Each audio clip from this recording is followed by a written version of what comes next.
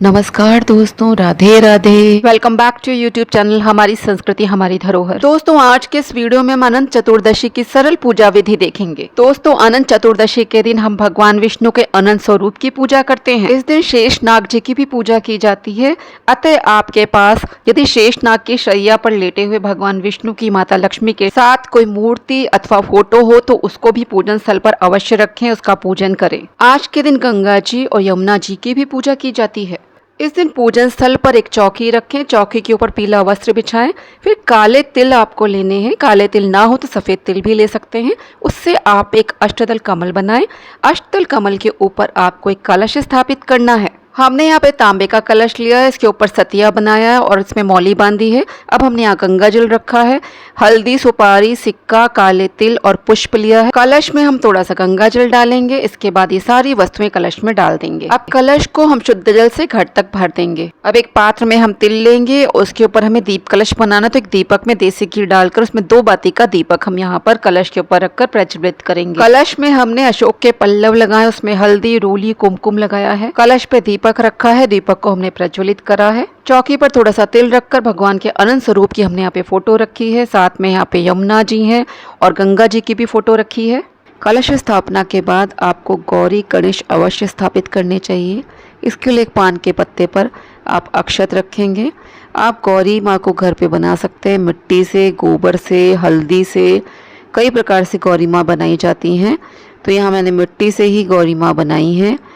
आप यहाँ पे एक सुपारी लेकर उस पर कलावा लपेटकर यहाँ पे गणपति जी को स्थापित कर सकते हैं। मैंने कलावा में गणेश जी को बनाया है। आपके पास मूर्ति हो गणेश जी की तो आप मूर्ति रख सकते हैं। ये देखिए गौरी माँ है, इनको मैंने स्थापित कर दिया है।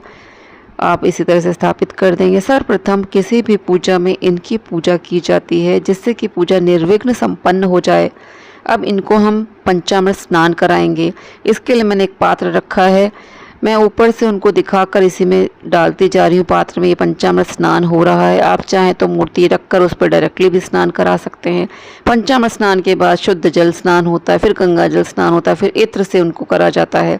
अब यहाँ पे आप उनको हल्दी लगाएंगे, कुमकुम, रोली, सिंदूर। यहाँ देखिए मैं इनको सिंदूर लगा रही हूँ। अब हम यहाँ पर वस्त्र रूपी कलावा अर्पित कर रहे हैं। गौरी गणेश जी को हम लाल पुष्प अर्पित कर रहे हैं। दूर्वा, शमी पत्र सब अर्पित करने के बाद हमने यहाँ पे भोग अर्पित करा है। इनका भोग हमें बिना तुलसी के चढ़ाना होता है, इसलिए हम इनको अलग से भोग चढ़ाते हैं। पूजन स्थल पर हमने शंख भी रखा है।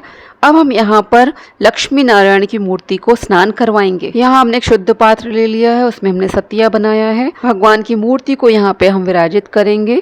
फिर शंख में पंचामृत भरकर हम इनको स्नान करवाएंगे। आप माता लक्ष्मी या भगवान विष्णु के किसी भी मंत्र को बोलते हुए इनको यहाँ पर स्नान करवाइए। स्नान के बाद स्वच्छ वस्त्र से अंग पोषण करके फिर हम एक आसन पर थोड़ा सा काला तिल रखकर पुष्पों का आसन देते हुए भगवान विष्णु और माता लक्ष्मी की प्रतिमा को स्थापित करेंगे। भगवान विष्णु को पीला चंदन और अष्टगंध चंदन भी लगाया जाता है। मूर्ति में स्थापित शेषनाग जी का भी हम विधिवत पूजन कर रहे हैं। उन्हें भी हम पीला चंदन, अष्टगंध चंदन भी लगा रहे हैं। शंख का भी यहाँ पे पूजन कर रहे हैं। माता लक्ष्मी को हल्दी, रोली, कुमकुम, सिंदूर हम यहाँ पर अर्पित कर रहे हैं। वस्त्र रूपी कलावा अर्पित करा है, जनेऊ अर्पित करा है, सुगंधित पुष्पों की माला पहनाई है, गुलाब के पुष्प भी अर्पित करे हैं, इत्र लगाया है। आज महत्वपूर्ण पवित्र नदियों जैसे गंगा और यमुना जी की पूजा का विशेष महत्व होता है।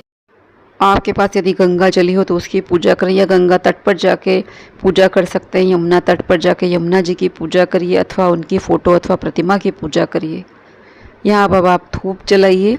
धूप जलाने के बाद 3 बार उसको जल से शुद्ध करा जाता है, तब प्रभु को दिखाया जाता है। भगवान विष्णु को पीले फल और पीली मिठाइयाँ ही पसंद हैं, तो कोशिश करें आप पीले रंग के ही फल और मिठाई उनको अर्पित करें। प्रभु को भोग में जो भी चढ़ाएंगे वो बहुत ही सात्विक होना चाहिए। अब हम यहाँ पर फल अर्पित कर रहे हैं। फल में कदली फल आप अवश्य अर्पित करिए। बाकी आपके पास जो भी फल उपलब्ध हो आप अर्पित करिए। दक्षिणा चढ़ा दीजिए। दक्षिणा चढ़ाने से पूजा में कोई भी कमी रह जाती है तो वो पूरी हो जाती है, ऐसा माना जाता है। आज के दिन 14 दीपक जलाने का बहुत अधिक महत्व होता है। आप ये दीपक आटे से भी बना सकते हैं, आप मिट्टी के दीपक भी ले सकते हैं, आप धातु के दीपक भी जला सकते हैं। आटे के दीपक बनाने की विधि हमारे चैनल पर दी हुई, आप वहाँ से देख सकते हैं। तो आप भी इस दिन 14 दीपकों का दीपदान प्रभु के सामने अवश्य करिए।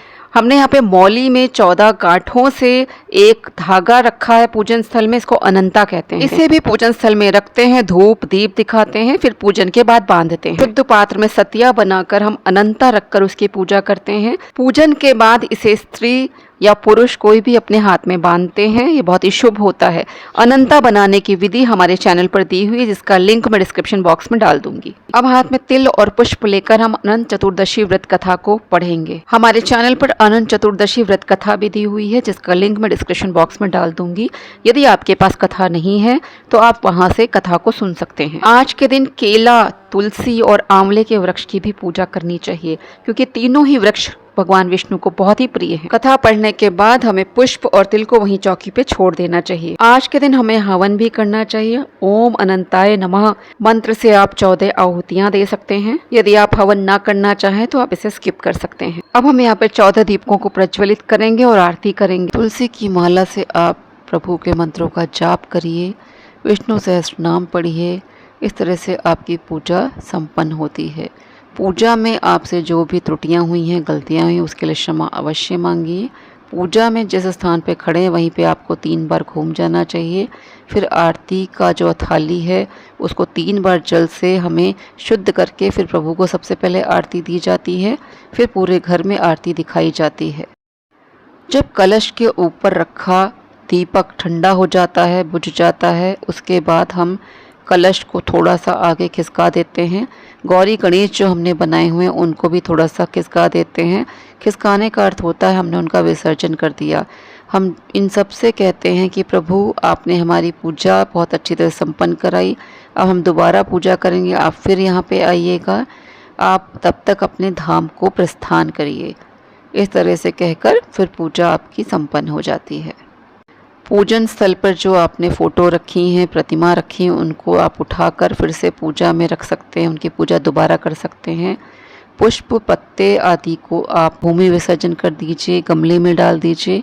आटे के दियों का बत्तियां निकालकर गाय को खिला सकते हैं। प्रसाद का सब में वितरण कर लीजिए। पान को आप चाहें तो पंडित जी को दे सकते हैं। इलायची, पान, लौंग, इलायची और ये जो जनेऊ होता है सब आप उनको दक्षिणा में दे दीजिए। दक्षिणा जो चढ़ाते हैं वो भी पंडित को दे दीजिए या किसी ज़रूरतमंद या गरीब व्यक्ति को दे दीजिए। और आपने यहाँ पे जो तिल का प्रयोग कर रहा है उसे आप पक्षियों को डाल सकते हैं या किसी को दान कर सकते हैं थोड़ा सा और उसमें अधिक मिलाकर। शुद्ध पात्र में जल भरकर उसमें कुछ पुष्प डालकर आप माता गौरी की जो मिट्टी की प्रतिमा बनाई है उसी में विसर्जन कर सकते हैं।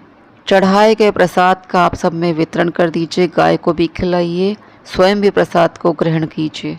पूजा के बाद अनंता जो आपने बनाया 14 गांठ का धागा, उसे अपने बाजू में या कलाई में बांध लीजिए।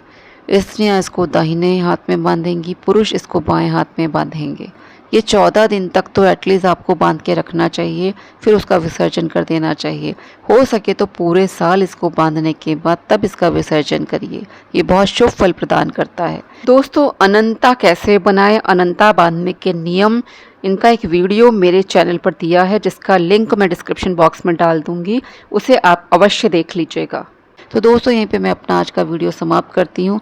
तो हम मिलते हैं नेक्स्ट वीडियो में। जय श्री कृष्णा, जय श्री राधे।